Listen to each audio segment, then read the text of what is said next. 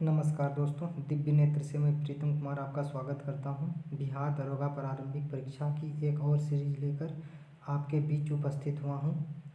शुरुआत करने से पहले अगर मेरे टेलीग्राम, व्हाट्सएप या फेसबुक से जुड़ना चाहते हैं तो डिस्क्रिप्शन में दिए गए लिंक पर क्लिक करके हमसे जुड़ सकते हैं।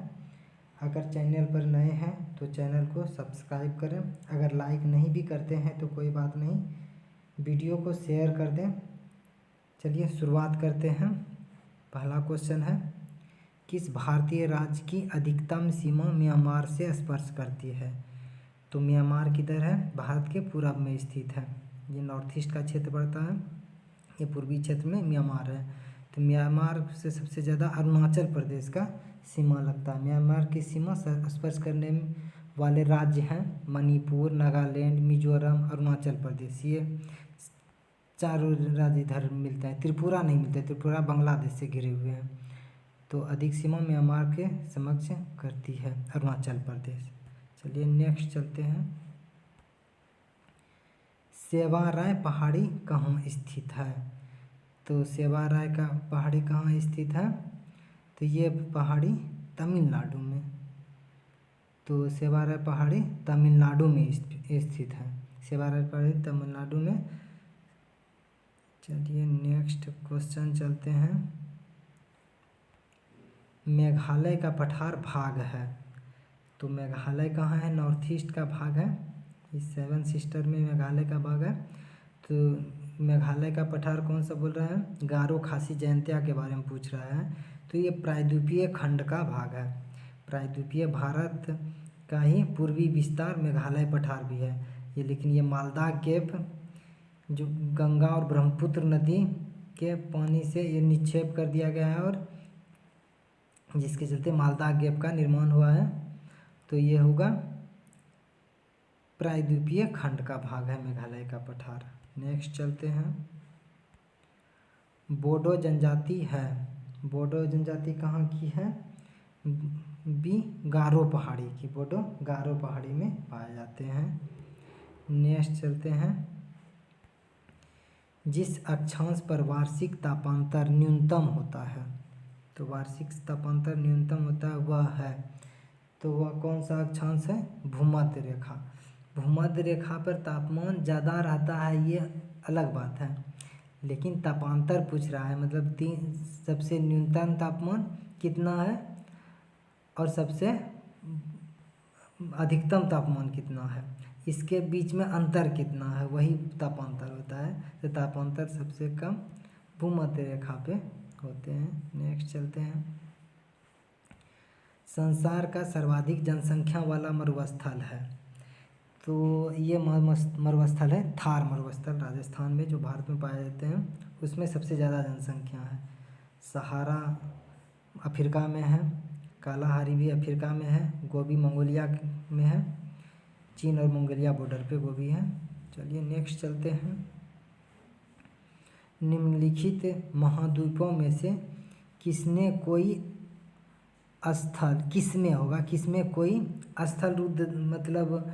स्थलरुद्ध देश नहीं है? तो ये उत्तरी अमेरिका में कोई स्थलरुद्ध देश नहीं। स्थलरुद्ध देश कहते किसे हैं? ऐसा महाद्वीप का ऐसा देश जिसकी सीमा समुद्र से नहीं लगती हो। तो उत्तरी अमेरिका जो है, उत्तरी अमेरिका क्या किसी भी देश का सीमा समुद्र से ऐसा नहीं कि नहीं लगती है। सबका सीमा इधर कैलिफोर्निया है, कनाडा, अमेरिका, सारे का सीमा लगता है समुद्र से। इसमें उत्तरी अमेरिका में कोई भी देश स्थलरुद्ध देश नहीं है। नेक्स्ट चलते हैं। तुर्की किसके मध्य स्थित है? तुर्की किसके मध्य स्थित है बोल रहे हैं? तो तुर्की है काला सागर और भूमध्य सागर के बीच। तुर्की के उत्तर में काला सागर, दक्षिण में भूमध्य सागर तथा पश्चिम में इंडियन सागर स्थित है। काला सागर तथा भूमध्य तुर्की के क्रमशः उत्तर व दक्षिण राजनीतिक सीमा का निर्धारण करती है। नेक्स्ट चलते हैं।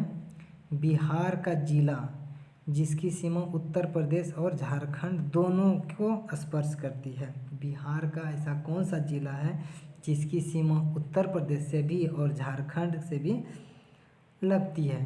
तो ऑब्वियसली ये सीमा होगा किधर, पश्चिम और दक्षिण तरफ होगा।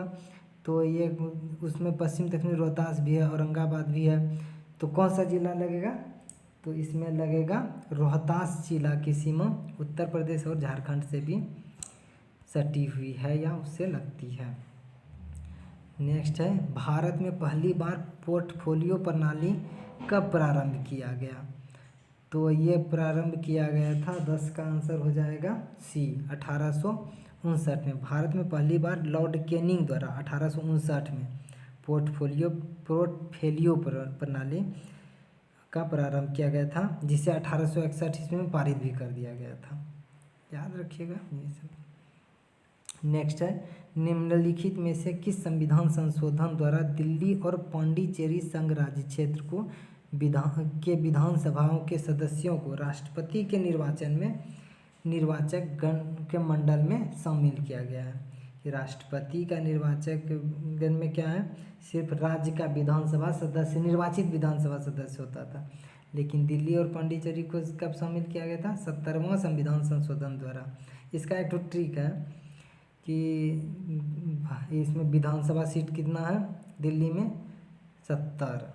तो वही फिर तो 70वां संविधान संशोधन, तो याद रखने के लिए हम बोल दिए। नेक्स्ट चलते हैं, लोक लेखा समिति में लोकसभा के कितने सदस्य शामिल होते हैं। तो लोक लेखा समिति में कुल 22 सदस्य होते हैं, 15 लोकसभा से और 7 राज्यसभा से। तो लोक लेखा समिति में कितने लोकसभा से होगा, तो 15, अगर राज्यसभा पूछता तो 7। चलिए नेक्स्ट चलते हैं, 13 नंबर, संसद के दोनों सदनों में किस विषय पर गतिरोध उत्पन्न होने पर, किसी विषय पर गतिरोध हो गया, अधिवेशन तो होने पर संयुक्त अधिवेशन बुलाया जाता है।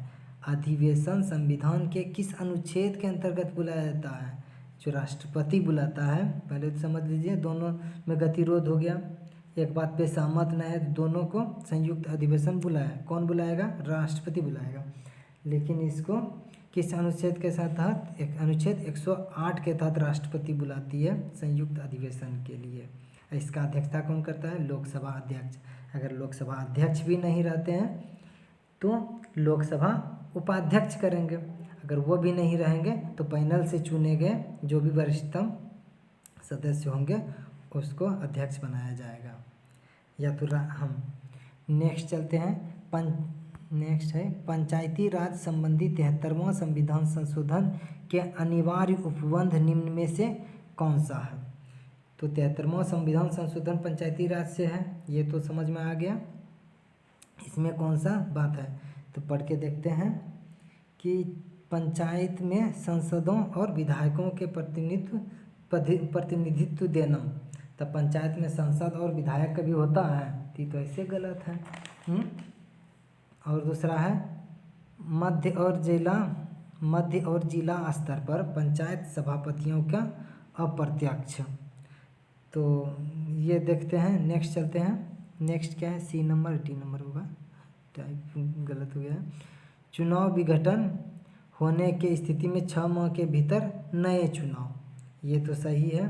चुनाव अगर नहीं विघटित हो रहा है तो तुरंत, जब तक नया चुनाव नहीं होगा तब तक विघटन नहीं होगा। ये 6 महीना का किसी कारण बस चुनाव नहीं होता है, कि सदस्य खाली रहता है, तब 6 महीना के अंदर चुनाव होगा। तो और डी नंबर क्या है, पिछड़े वर्ग के सीटों के आरक्षण का उपबंध। और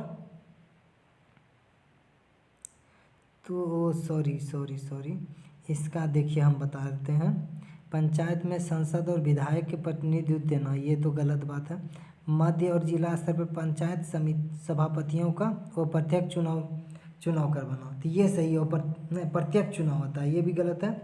अब विघटन होने की स्थिति में 6 महीने के भीतर चुनाव होगा, ये सही बात है। चलिए, फुल क्वेश्चन टाइप नहीं किए हैं, टाइप नहीं हुआ या तो डिलीट हो गया होगा किसी कारण बस। नेक्स्ट चलते हैं, इसके लिए सॉरी। यदि लोलक घड़ी को उपग्रह पर ले जाया जाता है तो क्या होगा। कोई उपग्रह पर लेके जाता है तो लोलक घड़ी को, इसका आवर्तकाल होगा, अनंत हो जाएगा। 15 का हो जाएगा अनंत। यदि लोला घड़ी को उपग्रह पर ले जाया जाता है तो जी का मान कितना हो जाएगा? शून्य। और जी का मान जैसे शून्य होगा तो अब आवर्तकाल हो जाएगा अनंत। नेक्स्ट चलिए, बायोस्फीयर रिजर्व शब्द का प्रयोग सर्वप्रथम किसने किया? तो ये किया था टास्ले ने, एजी टास्ले ने। तो 16 का, अरे सॉरी ये होगा एडवर्ड स्वेस ने किया था। सबसे पहले बायोस्फीयर रिजर्व का बात किया था। ग्रीन हाउस का जोसेफ फेरियर ने, ग्रीन हाउस का इसका, और पारिस्थितिक तंत्र का एजी टास्ले ने। सॉरी गलती हो गया, मिस्टेक से बोला गया था। नेक्स्ट चलते हैं, भारत में पहला जैव मंडल आरक्षित क्षेत्र कौन है? तो भारत में पहला जैव मंडल आरक्षित क्षेत्र नीलगिरी है। नीलगिरी कहाँ है? तमिलनाडु, केरल, कर्नाटक, ये तीनों राज्य में नीलगिरी क्षेत्र विस्तृत है।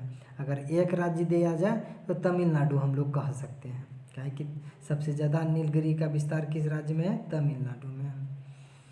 ठीक है, नेक्स्ट चलते हैं, तारे के रंग किस पर निर्भर करता है? तो तारा का जो रंग होता है उसके तापमान पर निर्भर करता है, कि जितना तापमान होगा उस पर डिपेंड करता है। तारे का तापमान धीरे धीरे कम हो जाता है तो लाल रंग में बदल जाता है, जो तारा का मौत का सूचक है। सबसे जो युवा तारा होता है उसका रंग ज़्यादा नीला होता है। चलिए नेक्स्ट चलते हैं, इलेक्ट्रॉन एवं नाभिक आपस में किस बल द्वारा बंधे रहते हैं? तो स्थिर विद्युत बल के कारण बंधे रहते हैं। 19 का आंसर डी। नेक्स्ट चलते हैं, किस बंधन की क्रियाशीलता सबसे अधिक होता है? बंधन कितना प्रकार का होता है? Single bond, double bond, triple bond. सबसे ज़्यादा क्रियाशीलता जो होता है ट्रिपल बॉन्ड का होता है, त्रिबंधन का। तो 20 का आंसर हो जाएगा सी। नेक्स्ट चलते हैं, जीवधारियों के 5 जगत 5 किंगडम का वर्गीकरण जो किया था, वर्गीकरण किसने किया था? तो ये किया है विटेकर साहब ने। विटेकर ने 21 का बी आंसर होगा। विटेकर ने 1969 में जीवधारियों का 5 वर्गों में बांटा था। कौन कौन? मोनेरा, प्रोटिस्टा, पादप, कवक, जंतु। समझ लिए होंगे। चलिए ये सब पॉइंट लिख लीजिएगा कॉपी में, याद कर लेने का चीज़ है, पूछ दिए जाते हैं एग्जाम में तो सही रहता है। चलिए नेक्स्ट चलते हैं, कोशिका भित्ति किसकी बनी होती है? कोशिका की भित्ति किसकी बनी होती है? सेल्यूलोज की। कोशिका भित्ति पादप कोशिका में पाया जाता है, इससे पादप कोशिका भित्ति पाया जाता है। इसे सेल्यूलोज का बना होता है। ये कोशिका झिल्ली पादप एवं जंतु दोनों में पाया जाता है। कोशिका झिल्ली बोलेगा तो पादप और जंतु दोनों में, कोशिका भित्ति बोलेगा तो सिर्फ पादप में ही पाया जाता है। पादप मतलब पेड़ पौधा वृक्ष, और यह सेल्यूलोज का बना होता है। नेक्स्ट चलते हैं, जीव द्रव में किसका प्रतिशत सबसे ज़्यादा होता है? जीव द्रव में शरीर में सबसे ज़्यादा ऑक्सीजन का परसेंटेज होता है। 23 नंबर का आंसर हो जाएगा ए। 76%, 75% लगभग, 75 या 76 जो भी ऑप्शन में, 70 प्लस जो भी रहे और 80 से नीचे वो आंसर होगा।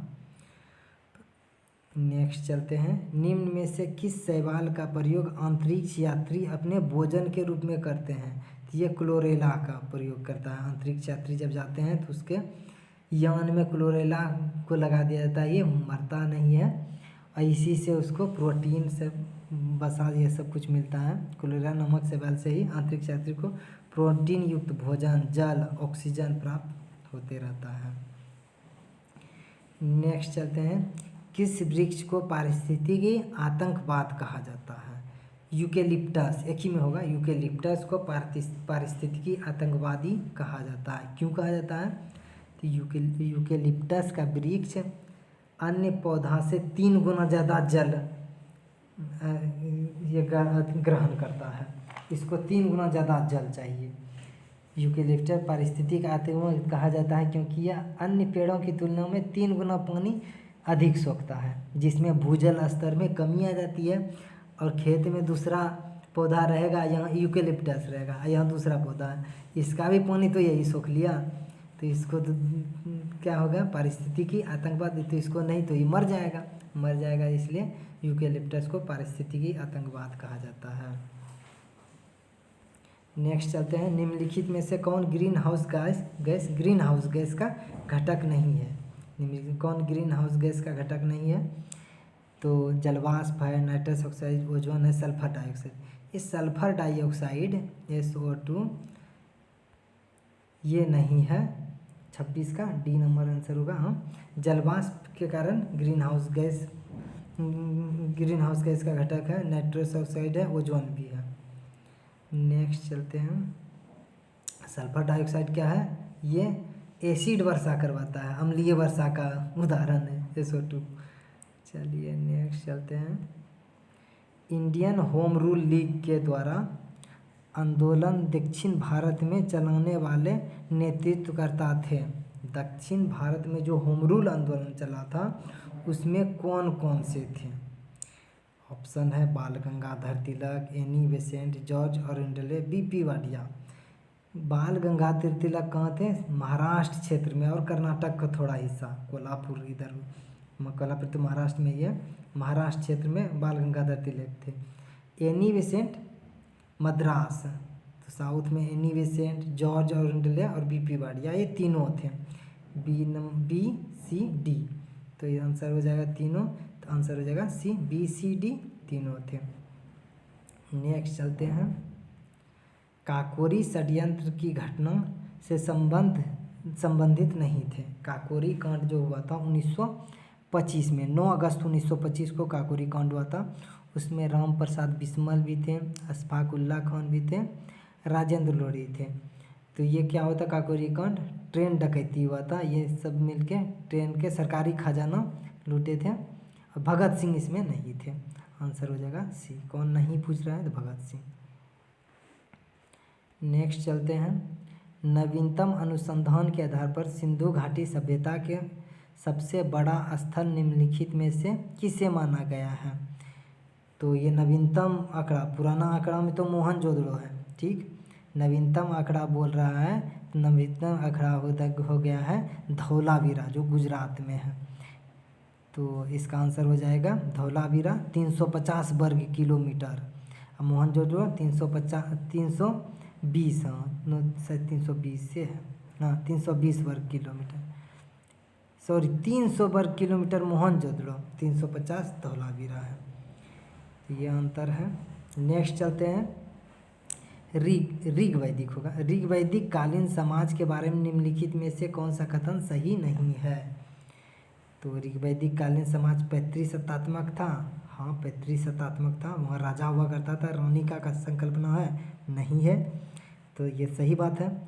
इस काल में स्त्रियों की स्थिति सम्मानजनक थी। हाँ ये भी सही है, स्त्रियों का स्थिति सम्मानजनक थी। यहाँ पे स्त्री अपने पति के साथ यज्ञ में भाग भी लेती थी।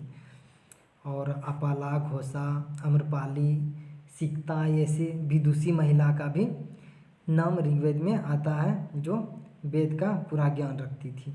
नेक्स्ट इसी में है, इस काल में बाल विवाह एवं बहु विवाह का प्रचलन था। बाल विवाह बहु विवाह का प्रचलन नहीं था। बाल विवाह उत्तर वैदिक काल का उदाहरण है। उत्तर वैदिक काल आते आते बाल विवाह प्रचलन में आया था। ऋग वैदिक काल में बाल विवाह का प्रचलन नहीं था। और क्या है, जीवन भर अविवाहित रहने वाली स्त्रियों को अमाजू कहा जाता था। तो हाँ, जीवन भर जो स्त्रियाँ अविवाहित रह जाती थी उसे अमाजू कहा जाता था। तो इसका आंसर क्या हो जाएगा, कौन सा कथन सही नहीं है? तो ये नहीं होगा, बाल विवाह ये प्रथा में प्रचलित नहीं था। नेक्स्ट चलते हैं, बुद्ध के जन्म के पूर्व लगभग 6ठी शताब्दी ईस्वी पूर्व में भारतवर्ष 16 महाजनपदों में बटा हुआ था। बुद्ध के जन्म के पूर्व, जिसका उल्लेख बौद्ध ग्रंथ अंगुत्तर निकाय में मिलता है। कहाँ पर मिलता है? अंगुत्तर निकाय में मिलता है। तो अंगुत्तर निकाय निम्न में से किस पिटक का भाग है? तो ये होगा सूत पिटक का भाग है अंगुत्तर निकाय। अंगुत्तर निकाय किस पिटक का भाग है? वो तो सूत पिटक का भाग है। अंगुत्तर निकाय सूत पिटक का भाग है। सूत पिटक 5 निकायों में बटा हुआ है, जिसमें चौथा निकाय अंगुत्तर निकाय है। सूत पिटक में बौद्ध के धार्मिक विचार एवं उपदेशों का संग्रह किया गया है। अब विनय पिटक तो कल ही बताए थे पिछले सेट में, ये है वो बुद्ध के आचरण का उल्लेख किया गया है। नेक्स्ट चलते हैं। चंद्रगुप्त मौर्य चाणक्य की सहायता से मौर्य साम्राज्य की स्थापना की। तो सही बात है, चंद्रगुप्त ने चाणक्य की सहायता से चंद्रगुप्त मौर्य ने चाणक्य की सहायता से मौर्य साम्राज्य की स्थापना की थी। निम्नलिखित में से कौन सा कथन चंद्रगुप्त मौर्य के बारे में सत्य नहीं है? देखते हैं कौन सा नहीं है सही। चंद्रगुप्त मौर्य ने महापद्मनंद को हराकर मौर्य वंश की स्थापना की थी। ये बात सही नहीं है। चंद्रगुप्त ने नंद वंश का अंतिम शासक घनानंद को हरा के मौर्य वंश की स्थापना की थी, जिसमें चंद्रगुप्त मौर्य को कौन साथ दिया था? चाणक्य ने साथ दिया था। जब यही गलत है तो हो गया। लेकिन नेक्स्ट देख लेते हैं क्या लिखा है। उसके शासन व्यवस्था विकेंद्रीकरण पर आधारित था। हाँ, विकेंद्रीकरण पे था। और उसने जैन साधु भद्रबाहु से जैन धर्म की दीक्षा ली थी। ये भी सही है, जैन धर्म की दीक्षा ली थी भद्रबाहु से। वह एक विशाल साम्राज्य पर शासन करने वाला भारत का प्रथम शासक था। हाँ, सबसे पहले मौर्य वंश ही वो केंद्रीकृत शासन का स्थापना किया था सबसे विशाल भारत में, जो आज का भी भारत से बड़ा था। सिर्फ इसमें चोल चालुक्य पांड्य नहीं था। तो एक प्रश्न पूछता भी है कि अशोक के शिलालेख में किस दक्षिण शासक का नाम दिया गया है? तो चोल किस शासक का नाम नहीं दिया गया है, उसमें चोल चालुक्य पांड्य रहता है। और तीसरा कोनो राष्ट्रकूट या कुछ और रहता है, जिसमें राष्ट्रकूट आंसर होता है। चलिए नेक्स्ट चलते हैं। निम्नलिखित में से किस स्थान पर सप्त पैगोडा स्थित है? सप्त पैगोडा किस स्थान पर स्थित है? तो इसका आंसर हो जाएगा महाबलीपुरम। तो इसका क्या हो जाएगा? महाबलीपुरम। नेक्स्ट चलते हैं। सप्त पैगोडा महाबलीपुरम ही है। नेक्स्ट चलते हैं। निम्नलिखित में से कौन से आधारभूत उद्योग है? आधारभूत उद्योग क्या होता है? ऐसा उद्योग जो किसी भी उद्योग को चलाने के लिए वो अनिवार्य ज़रूरत है। जैसे इस्पात उद्योग, कोई भी लोहा का काम करने के लिए आप कोई भी कल कारखाना स्थापित करते हैं तो वहाँ लोहा की ज़रूरत लगेगा, इसलिए आधारभूत उद्योग में इस्पात आ जाएगा। विद्युत, बिजली भी चाहिए हमको, कुछ भी करने के लिए विद्युत चाहिए, तो बिजली उद्योग भी आधारभूत हो जाएगा। उर्वरक उद्योग, हाँ, और कोयला उद्योग, ये चारों हैं आधारभूत उद्योग में आएंगे, इसलिए इसका आंसर हो जाएगा डी, नंबर 34 का हो जाएगा डी। नेक्स्ट चलते हैं। यदि किसी अर्थव्यवस्था में भंडारण तथा वितरण की सुविधा में कमी हो एवं इसके कारण मूल्यों की बढ़ोतरी हो, तब यह स्थिति कहलाएगी। तो क्या कहलाएगी यह स्थिति? यह स्थिति संरचनात्मक मुद्रास्फीति कहलाएगी। तो यदि किसी अर्थव्यवस्था में भंडारण एवं वितरण की सुविधा में कमी हो एवं इसके कारण मूल्य में बढ़ोतरी हो, तब यह संरचनात्मक मुद्रास्फीति कहलाती है। नेक्स्ट चलते हैं। निम्नलिखित क्या है? न्यूनतम समर्थन मूल्य निर्धारित संबंधी समस्तुति करता है। मतलब न्यूनतम समर्थन मूल्य कौन जारी करता है? एमएसपी, जो अभी किसान आंदोलन इसी बात पे विवाद है।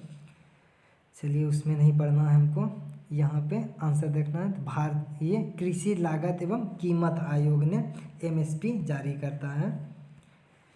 चलिए बी नंबर आंसर हो जाएगा। नेक्स्ट चलते हैं। निम्नलिखित में से किस सूफी संत ने 7 सुल्तानों का कार्यकाल देखा था? तो ये देखा था 37 का हो जाएगा ए नंबर आंसर, शेख निजामुद्दीन औलिया। ये किसी के दरबार में नहीं रहते थे, ठीक है। तो 37 का आंसर हो जाएगा शेख निजामुद्दीन औलिया ने दिल्ली के 7 सुल्तानों का कार्यकाल देखा था, लेकिन वे किसी से संबंधित नहीं थे। निजामुद्दीन औलिया ने सबसे प्रिय शिष्य, इसका निजामुद्दीन औलिया का जो सबसे प्रिय शिष्य था तो अमीर खुसरो था।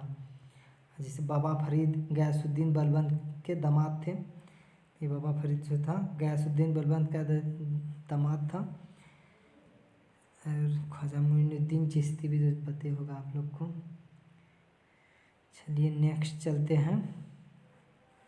38 नंबर, शेर शाह को व्यवस्था प्रवर्तक के रूप में, व्यवस्था प्रवर्तक मतलब व्यवस्थापक के रूप में न जानकर, सॉरी व्यवस्था प्रवर्तक मतलब परिवर्तन के रूप में न जानकर व्यवस्था सुधारक के रूप में जाना जाता है।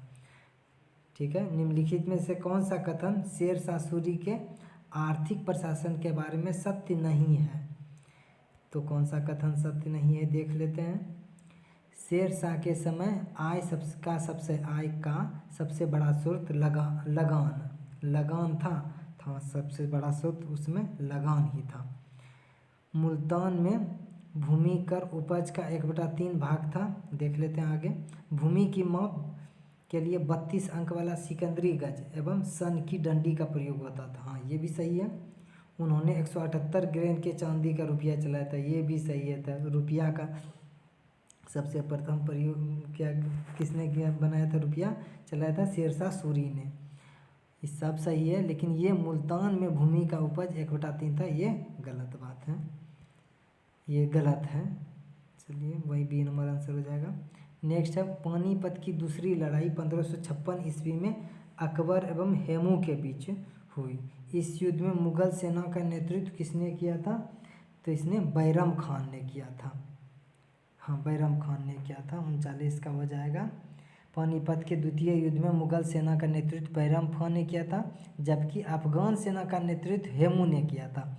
हल्दी घाटी के युद्ध में 1576 में जो हुआ था, मुगल सेना का नेतृत्व राजा मान सिंह एवं आसफ खान ने किया था। ठीक है।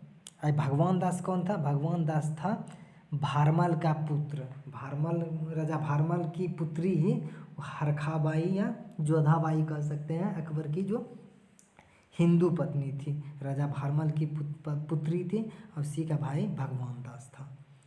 चलिए नेक्स्ट चलते हैं। बाबर द्वारा रचित आत्मकथा बाबरनामा की रचना किस भाषा में की गई है? तो बाबरनामा की रचना तुर्की भाषा में की गई है। बाबर द्वारा बाबरनामा की रचना तुर्की भाषा में की गई थी, जिसका अकबर ने 1583 ईस्वी में खान ए खाना द्वारा फारसी भाषा में अनुवाद करवाया गया था। कब किया था अकबर ने? 1583 ईस्वी में खान ए खाना द्वारा फारसी भाषा में इसका अनुवाद भी करवाया था बाबरनामा का। नेक्स्ट चलते हैं। कृष्णदेव राय ने तेलुगु साहित्य के महान विद्वान, कृष्णदेव राय तेलुगु साहित्य के महान विद्वान थे। उन्होंने किस प्रमुख तेलुगु ग्रंथ की रचना की थी? तो 41 का आंसर हो जाएगा ए, अमुक्ता माल्याद की रचना कृष्णदेव राय ने किया था। और हरिकथा सार किसका रचना है? आलासनी पदेन का। अब ये क्या है? परिजात हरण किसका है? नंद तिग्मन का रचना है। राजशेखर रचित किसका है? मदय्यागिरी मुल्तान का रचना है। ठीक है, ये सब इम्पोर्टेंट नहीं, ये इम्पोर्टेंट है। अमुक्ता माल्याद कई बार पूछा है, कृष्णदेव राय रचना है। नेक्स्ट चलते हैं। हाल ही में किस देश में पीएम मोदी ने रुपे कार्ड का दूसरा चरण शुरू किया? तो ये भूटान होगा। भूटान में रुपे कार्ड का चरण किया था, दूसरा चरण प्रधानमंत्री नरेंद्र मोदी द्वारा किया गया। नेक्स्ट है, किस राज्य सरकार द्वारा अम्मा मोबाइल राशन ऐप लॉन्च किया? जब अम्मा का बात आएगा तो आप आंख मूंद के तमिलनाडु मार दीजिए। अम्मा जयललिता को बुलाया जाता है, उसी के नाम पे लगभग अम्मा मोबाइल ऐप, अम्मा के नाम से कोई भी अम्मा भोजन, अम्मा मोबाइल ऐप, सब तमिलनाडु। ठीक है। नेक्स्ट है, गैस आधारित पावर प्लांट के लिए रिलायंस पावर का किस देश के साथ समझौता हुआ? तो 44 का आंसर हो जाएगा बी, बांग्लादेश के साथ हुआ। रिलायंस ने गैस आधारित पावर प्लांट स्थापित कर रहा है बांग्लादेश के साथ समझौता करके। नेक्स्ट है, केंद्रीय श्रम और रोजगार मंत्रालय ने श्रमिकों को रोजगार प्रदाताओं की शिकायतों का निवारण करने के लिए किस पोर्टल का लॉन्च किया? तो यह संतुष्ट पोर्टल होगा। संतुष्ट पोर्टल का लॉन्च क्यों किया गया था? केंद्रीय श्रम रोजगार मंत्रालय ने श्रमिकों को रोजगार प्रदाताओं की शिकायतों के निवारण के लिए, जो रोजगार देता है श्रमिक, अगर उस रोजगार देने वाला श्रमिकों के साथ भेदभाव करेगा, उसका शिकायत इस पोर्टल के माध्यम से किया जा सकता है। किस पोर्टल का नाम क्या है? संतुष्ट पोर्टल। संतुष्टि मिलेगा श्रमिकों को। ट्रिक हो गया। नेक्स्ट चलते हैं। मित्र शक्ति संयुक्त थल सेना अभ्यास किन 2 देशों के बीच किया गया? क्या है? मित्र शक्ति। तो मित्र शक्ति किसके साथ होता है? भारत श्रीलंका के साथ होता है। नेक्स्ट है, हाल ही में किस राज्य सरकार द्वारा अपने राजकीय पक्षी को बचाने के लिए ऐप जारी किया? तो राजकीय पक्षी बिहार का कौन है? गोरैया। गोरैया को बचाने के लिए, राजकीय पक्षी को बचाने के लिए बिहार सरकार ने एक ऐप लॉन्च किया है। तो और सब पक्षी बचाया जाएगा लेकिन इस ऐप के माध्यम से। लेकिन ये हम बोल रहा है राजकीय पक्षी बचाने के लिए, तो राजकीय पक्षी गोरैया ही है, तो बिहार सरकार ने ऐसा किया है। नेक्स्ट चलते हैं। किस राज्य सरकार की कैबिनेट में माँ बाप की सेवा नहीं करने वाले बच्चों को जेल भेजने का फैसला किया? जो बच्चा अपने माँ बाप का सेवा नहीं करेगा ओकरा जेल जाना पड़ेगा, ऐसा बिहार सरकार ने किया है। ये बस पारित हुआ है, ऐसा जमीनी स्तर पे कहीं दिख रहा है? हमको तो नहीं दिख रहा है। चलिए, याद करना है, बिहार से है, दरोगा पूछ सकता है, इसलिए दे दिया गया है इसमें।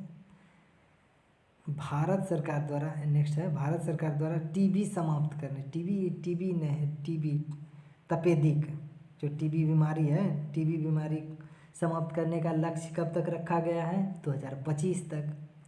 नेक्स्ट चलते हैं। ग्वालियर चंबल एक्सप्रेस वे का नाम बदलकर किस राजनेता के नाम कर दिया गया है? अटल बिहारी वाजपेयी के नाम कर दिया गया है। तो ये बता भी दिए थे एक करंट के वीडियो में। करंट आप लोग देखा कीजिए मेरा वीडियो, थोड़ा अच्छा नहीं आवाज़ है, हम समझ रहे हैं बात को, और शुरुआत भी है अभी तो ढंग से नहीं हो पा रहा है हमसे।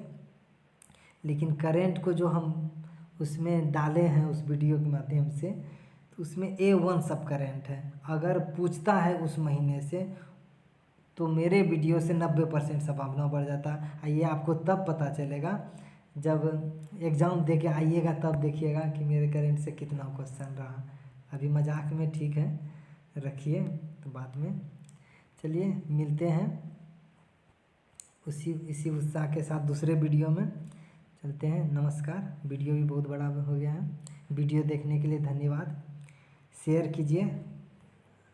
चलिए बाय।